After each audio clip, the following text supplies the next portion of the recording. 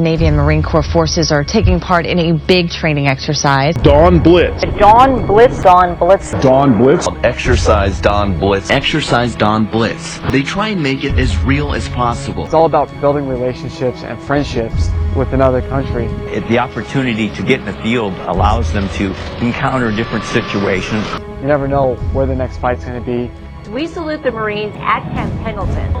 What's more, it's all being observed by military leaders from 7 additional countries. Marines who've been out here for a few days say they've already learned quite a lot and are honing their skills. Dawn Blitz is our premier exercise this year of getting the Navy and Marine Corps team back together, back to our expeditionary roots, so that we're focused not just on amphib operations, but on MPF operations as well. Additionally, we're also bringing in a lot of our coalition partners. We've got the Japanese, we've got the Canadians, and we've got the New Zealanders fully embedded within the exercise. We've also got observers from other countries throughout Latin America and also throughout the Pacific that are here to be part of that coalition team that in building those strong partnerships necessary for us to really understand how to operate together in an environment like this.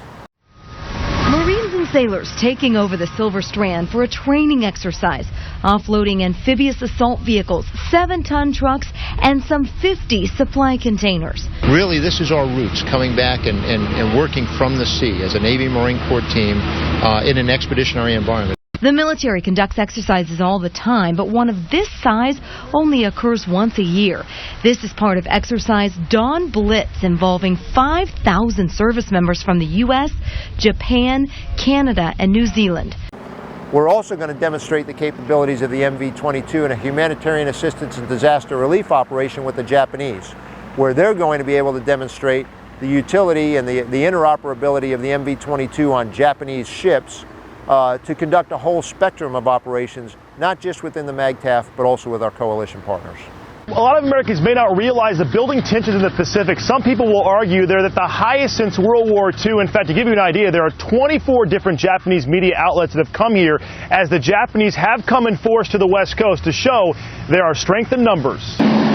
Japanese forces stormed beaches north of San Diego at Marine Corps Base Camp Pendleton for a massive 3-week joint military exercise called Dawn Blitz. We get to know each other. We get to understand how each other operates. We learn from each other. They learn some great amphibious skills from Marines, and we learn an awful lot from them. Now one of America's closest allies, there are 3 Japanese warships here and over 1,000 air, sea, and ground forces, teaming up with U.S. Marines to improve Japan's amphibious attack capabilities. For us, it's very important to have a strong relationship with the United States. There is a natural role for the ground self-defense force and the maritime self-defense force and the team in an amphibious capacity. Forces from New Zealand and Canada are also here for hyper-realistic training, which includes amphibious beach assaults, air and sea ops, and live fire training. Within the South Pacific, we want to obviously have an independent capability, and that's what we're working up to, and using this experience on this exercise as part of that. The U.S. military says they're shifting focus back to amphibious training now after spending the past decade focused on land warfare in Iraq and Afghanistan. We've been ashore for a long time, doing what the nation needs us to do, but in reality, this is an opportunity for us to get back to our roots. We originally envisioned this with a lot more amphibious ships. Sequestration has caused us to have to focus more on those ships that are getting ready to go out to support those forward deployed MEUs and ARGs. Because of the reduced budget, we've had to focus our attention more on those. So we've gotten less ships than what we wanted, but we've been able to augment that with the MPF, and we've been able to do some other things through simulation and bring together a great team to minimize those impacts of sequestration. MPF has been a critical enabler for a whole host of expeditionary operations. We're actually bringing equipment across the beach and all the muscle work that goes along with that. It's a capability that enables us to project USMC, Marine Corps, power ashore. That same capability can be used for humanitarian assistance and disaster relief. The fact that we're able to take U.S. Navy mine warfare capabilities, combine them with our coalition mine warfare capabilities, really brings a strong and powerful anti-mine capability to this exercise. We're also going to utilize the MV-22 as in its standard role of doing assault support for the MAGTF. We're going to be doing that heavy battalion assault from the beach to 29 Palms, built primarily around MV-22s, but also integrating in attack helicopters and the heavy lift that the CH-53s bring.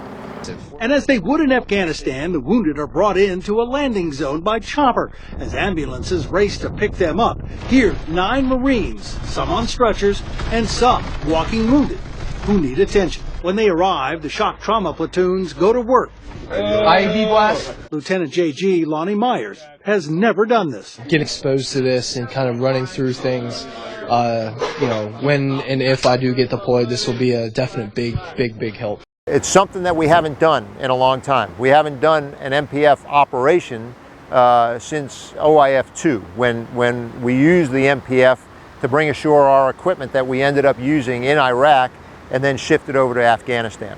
Coming back out of those land-based operations that we've been doing over the last few years in Iraq and Afghanistan, it's important to get the muscle memory of what it takes to come off of those MPF ships, distribute that equipment throughout the MAGTF, and stand up the combat power that's currently pre-positioned aboard all those ships. We hope this is not the last time we will see the Japanese forces in Southern California. Not only taking advantage of what California has to offer, but the training areas here at Camp Pendleton are bar none the best in the world.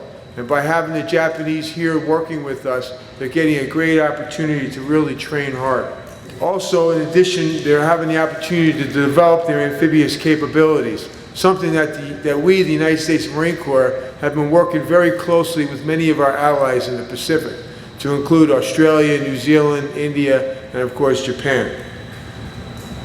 I think the large presence of the Japanese Self-Defense Force participating in Dawn Blitz is a great opportunity, and it will improve our coordination of capabilities on a large platform and strengthen our alliance, which we all know is the central foundation of the alliance and the security in the Pacific.